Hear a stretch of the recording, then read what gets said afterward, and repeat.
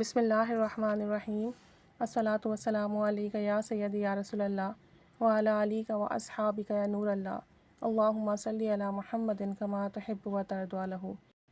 اللہ تعالیٰ سب پر رحمت کرم فضل کی نگاہ فرمائے، سب کی مشکلات حل فرمائے، سب کے کام بنائے۔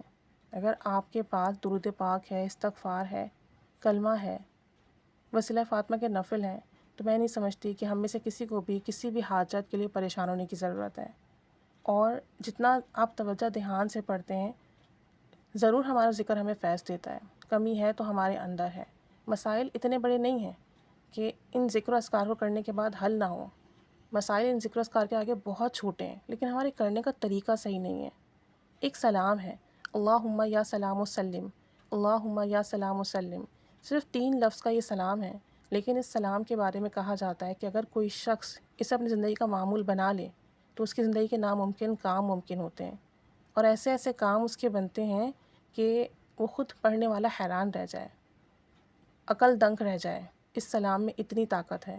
کوئی توجہ دھیان سے ڈوب کر محبت سے یہ پڑھنا شروع کر دے، اللہم یا سلام وسلم، اور پھر دیکھے زندگی میں کیسے تبدیلی آتی ہے، کیسے کام بنتے ہیں اور کیسے میریکلز ہوتے ہیں۔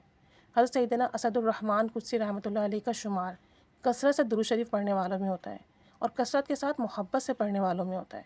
آپ ریاست بھوپال کے مہاجر تھے اور چکوال کے قریب رہتے تھے، اور یہ جب درود شریف پڑھتے تھے تو اپنی خانقاہ میں جو لوگ آتے تھے ان کو بھی درود پاک پڑھنے کی دعوت دیتے تھے، اور درود شریف کی کثرت کی برکت سے آپ نے کئی مرتبہ حالت بیداری میں حضور صلی اللہ علیہ وآلہ وسلم کی زیارت کی۔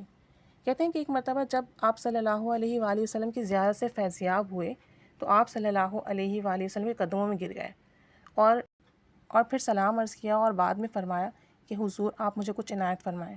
آپ صلی اللہ علیہ وآلہ وسلم نے فرمایا کہ قرآن و حدیث میں ہر چیز موجود ہے۔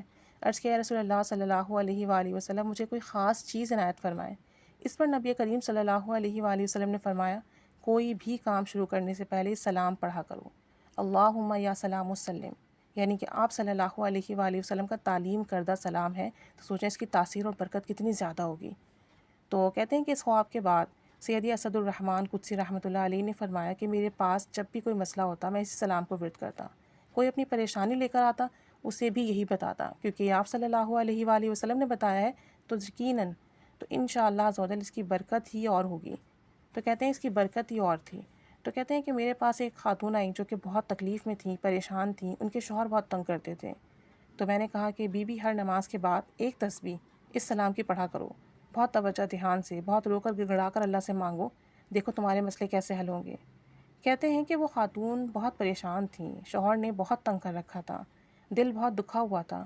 انہوں نے کیا کیا کہ اس سلام کو پورا دن پڑھنا شروع کر دیا، اور روزانہ ہزاروں کی تعداد میں پڑھنے لگیں، جو کہ ان کا شوہر دوسری عورتوں میں مبتلا تھا، دوسری عورتوں کے ساتھ تعلقات تھے، گھر میں بہت پریشان کیا ہوا تھا، گھر والوں کو نہ وقت دیتے، نہ ان کے جائز حقوق دیتے، گھر والے جائز چیزوں کے لیے بھی تڑپ رہے تھے، اور وہ باہر اپنی جائز کمائی، اپنی تمام چیزیں لٹا رہے تھے۔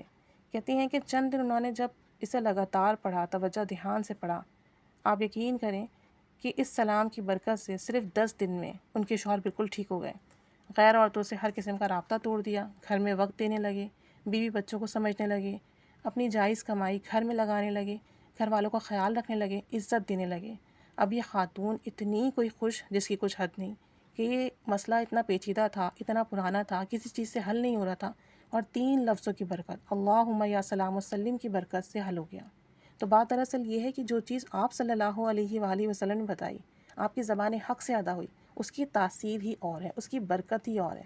آپ اسے پڑھنا شروع کر دیں یقین سے، اور پھر اس کے کمالات، برکات، ثمرات دیکھیں، اور پھر جذبہ بھی ہونا چاہیے۔